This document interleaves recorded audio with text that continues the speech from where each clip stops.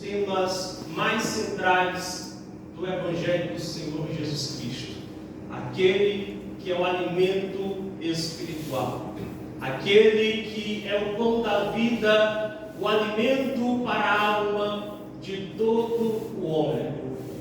Nesse texto nós podemos observar uma multidão interessada, uma multidão com certos interesses, e nós vemos também um Cristo com algo a oferecer. Quando olhamos para o capítulo 6, nós vemos um grande milagre, que é o milagre da multiplicação dos pães e dos peixes. Ali, mais de 5.000 homens são alimentados com pão e peixe. Aqueles homens, quando veem aquele milagre sendo realizado por Jesus, eles querem colocá-lo como rei, porque viram aquele milagre acontecer. Porém, Jesus sai de cena e logo a seguinte, nós vemos Jesus já na outra parte do mar de Tiberíades, do mar da Galileia, e quando ele está ali, a multidão percebe que Jesus não está mais no meio deles, nem os seus discípulos, mas eles encontram um barco e depois chegam outros barcos, e é toda aquela multidão passa para o outro lado da margem ao encontro de Jesus. Aquele povo foi alimentado, foi saciado por Jesus. Os sinais que eles viram anteriormente já não era mais isso que chamava a atenção, mas agora, por eles serem alimentados por Cristo, isso chamou ainda mais a sua atenção. Então, quando eles chegam do outro lado, perguntam: mestre, como chegou aqui?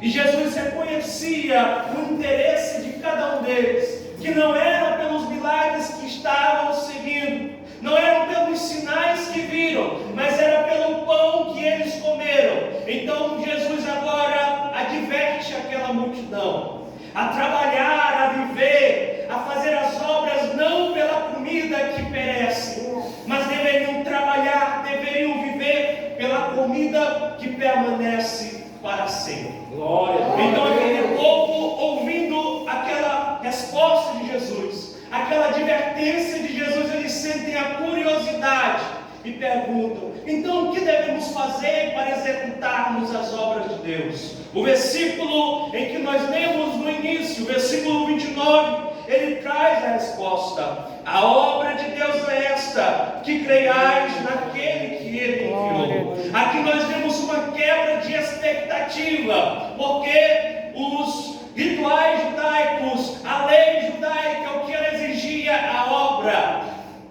Ritos que exigiam comportamentos, posturas, para assim, de certa forma, não pecar, para assim, de certa forma, ser salvo. Mas o que Jesus mostra não é obras a serem realizadas, mas é uma resposta à obra que Deus já fez. Não era eles que deveriam praticar boas obras para que assim pudessem consumir o alimento eterno, mas era responder à obra que Jesus Cristo, que o Senhor tem feito através de Jesus Cristo. A obra é esta: crer naquele que Deus enviou. Glória a Deus. Mas aquela resposta de Jesus não agrada aquela multidão, e agora tentam refutar Jesus, tentam afrontar Jesus e perguntam: que sinal fazes, pois tu? Os nossos pais comeram o maná do deserto, e tu, qual é o sinal que tu fazes? Afrontam Jesus como se o sinal que ele havia operado não fosse o suficiente. Os sinais que eles viram lá atrás parece que foi lançado no mar do esquecimento. O sinal, essa mesma pessoa, esses mesmos homens que aqui estão confrontando Jesus, perguntando que sinal fazem ele, são as mesmas pessoas que viram o pão sendo multiplicado e tentaram colocá-lo no mais alto pedestal de rei por causa disso. Mas agora que foram advertidos, que foram confrontados, eles questionam Jesus, entram em um mar de incredulidade proposital, porque estavam vendo o milagre sendo operado, mas insistiam em não crer, estavam cegos espiritualmente. E tentam usar a própria Escritura, dizendo: nossos pais comeram o maná do deserto, como está escrito, deu-lhes o pão dos céus. Eles tentaram usar a própria Escritura para confrontar Jesus. Porém, o que eles não sabiam, que enquanto eles estavam usando a própria Escritura para afrontar Jesus, Jesus é a própria Escritura encarnada. Jesus é a própria palavra viva que se fez carne e habitou no meio de nós. Jesus, você, a palavra viva encarnada. Agora no versículo 32, ele dá uma aula de hermenêutica, de exegese, de interpretação bíblica para aquele povo. Ele adverte que não foi Moisés quem deu a eles o pão do céu, que deu a eles aquele maná, mas o meu Pai vos dá o verdadeiro pão do céu.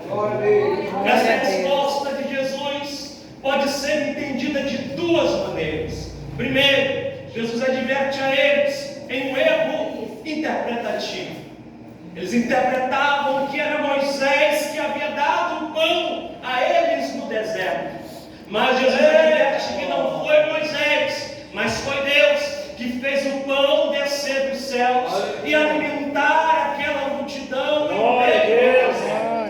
A segunda forma de entender essa resposta de Jesus é que o pão que desceu do céu, que alimentou aquela multidão no deserto, não tinha um fim em si mesmo. Aquele pão que alimentou aquela multidão, que saciou aquela fome, estava apontando para um propósito maior, estava apontando para algo ainda maior, estava apontando para Cristo. Cristo era o verdadeiro pão do céu, porque toda a mensagem, toda a Escritura está apontando para Cristo, porque Cristo é o centro de toda a Escritura. Cristo é o centro de toda a mensagem, do Gênesis ao Apocalipse. Toda a mensagem se baseia em Cristo. No Gênesis, Ele é a semente da mulher. Quando olhamos para o Apocalipse, Ele é o Alfa, o Ômega, o princípio, o fim, aquele que breve voltará e arrebatará a sua igreja gloriosamente, poderosamente, vitoriosamente. Toda a Escritura está centralizada a Cristo. Não há sentido na palavra de Deus, não há sentido na Bíblia Sagrada se Cristo não for o centro. Não há sentido na mensagem de nenhum pregador se Cristo não for o centro. Ele pode pregar o maior sermão, o melhor sermão possível, mas se não tiver Cristo, ele apenas falou palavras. Se não tiver Cristo como centro de nossas vidas, nada faz sentido. Nada faz sentido quando Cristo não é o centro. E Ele, como sendo o centro de toda a mensagem, Ele mostra que o pão verdadeiro que veio dos céus é aquele que Deus dá. Ele estava se referindo a Ele. Ele estava se referindo ao seu próprio corpo. Glória a Deus. Mas aquele povo ainda não entenderam. E no versículo 33, versículo 34, nós vemos que eles ainda tinham um pensamento de que aquele pão era no sentido material. Falam: Senhor, dá-nos sempre desse pão. Mas agora Jesus quebra todas as expectativas dele, apresentando-se como o pão verdadeiro.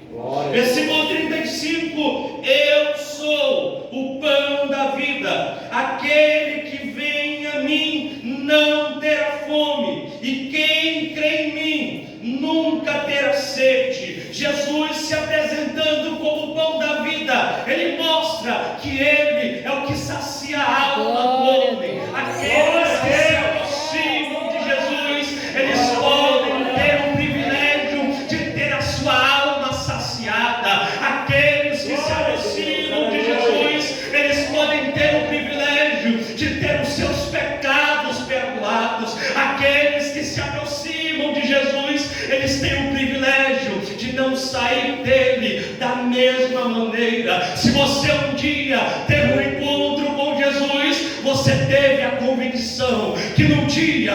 você se encontrou com Ele, você não ficou mais da mesma maneira, pois é impossível nós nos aproximarmos de Jesus e continuar sendo pecadores, porque quando as trevas se aproximam da luz, toda a escuridão cai por terra. Aonde havia pecado, o sangue de Jesus Cristo derramado na cruz do Calvário por nós nos purifica, nos purifica, nos purifica, renova a nossa vida. Glória a Deus. É impossível chegar perto de Jesus e continuarmos sendo os mesmos pecadores. Mas aquele povo, eles olharam Jesus, mas não se aproximaram dele. Estavam diante de Jesus, mas não creram nele. Não queriam de maneira nenhuma crer. O versículo 37 nos diz: tudo que o Pai me dá virá a mim, e o que vem a mim de maneira nenhuma o lançarei fora. Aqueles que se aproximam de Jesus são porque foram Deus que escolheu. Glória a Deus. Você se aproximou de Jesus porque foi Deus que tem te escolhido. Você se aproximou de Jesus porque foi Deus que tem marcado um plano, um propósito para a tua vida, um propósito para a minha vida, para as nossas vidas, e assim nos aproximamos dele. Glória a Deus. Porque eu desci do céu não para fazer a minha vontade, mas a vontade daquele que me enviou. Jesus agora mostra que ele de maneira nenhuma rejeitará, de maneira nenhuma lançará fora aqueles que se aproximam dele. Por quê? Porque estes são filhos de Deus, porque estes são chamados por Deus, mas não somente isso. Ele não lança fora porque ele veio para essa terra não fazer a sua vontade, não fazer o que ele bem queria, mas a vontade daquele que o enviou. Glória a Deus. E a vontade daquele que o enviou é que tudo quanto me deu, nada perca, mas que eu ressuscite no último dia. Aleluia. Glória a Deus. Louvado seja Deus. Glória a Deus. Você só está aqui porque Jesus Cristo tem cumprido essa palavra. Aleluia. Glória a Deus. Talvez você não tenha entendido, mas eu vou explicar. O Senhor tem cumprido uma missão na terra, de que todos aqueles que se aproximam de Cristo, de que se aproximam dele, que são filhos de Deus, nenhum desses se perca. Você só está aqui porque Cristo tem cumprido essa palavra e tem preservado cada um de nós em sua presença. Você talvez já tenha tentado se afastar, você talvez já tenha tentado fugir da presença do Senhor, você talvez tenha tentado fugir do seu chamado, mas não conseguiu. Não foi porque você não queria, mas foi porque Deus tem te preservado. Deus tem preservado a minha vida. Deus tem preservado a sua vida. E quando estamos em Cristo Jesus, ninguém nos separará do amor de Deus. Assim diz Paulo. Glória a Deus. Nós temos sido guardados até aqui por Ele. Tem sido lutas difíceis, tem sido batalhas grandes, que muitas das vezes pensamos: Senhor, não vai dar mais, Senhor, não vamos conseguir, Senhor, não vou existir. Mas aí Deus fala, e o Senhor Jesus Cristo fala: mas é eu que estou te preservando, mas é eu que ainda estou te guardando. Você não vai se perder, você não vai enlouquecer, você não vai se desviar, porque a mão do Senhor está guardando os seus filhos. A mão do Senhor tem nos preservado e continuará nos preservando enquanto permanecermos nesse amor. Ela continuará guardando-nos debaixo da sua potente mão. Meus amados, o tempo que nos resta já está se findando, mas eu quero aqui dizer, já concluindo, tinha mais ainda para falar, mas o tempo passa voando. Eu quero dizer o alimento da nossa alma.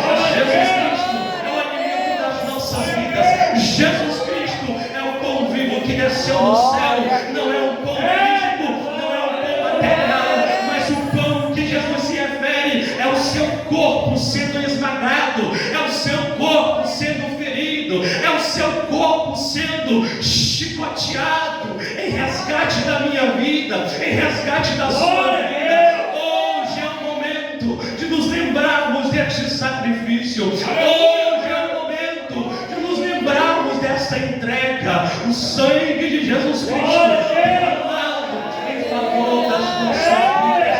Nós não éramos merecedores e ainda não somos. Nós merecemos a condenação, merecemos o fogo do inferno, mas Jesus Cristo é tão misericordioso, o seu amor é tão grandioso, que não olhou para a nossa iniquidade, que não olhou para o nosso pecado, mas antes olhou com misericórdia tão grande, que foi capaz de derramar o seu sangue, que foi capaz de moer o seu corpo, para que eu e você pudéssemos ser restaurados.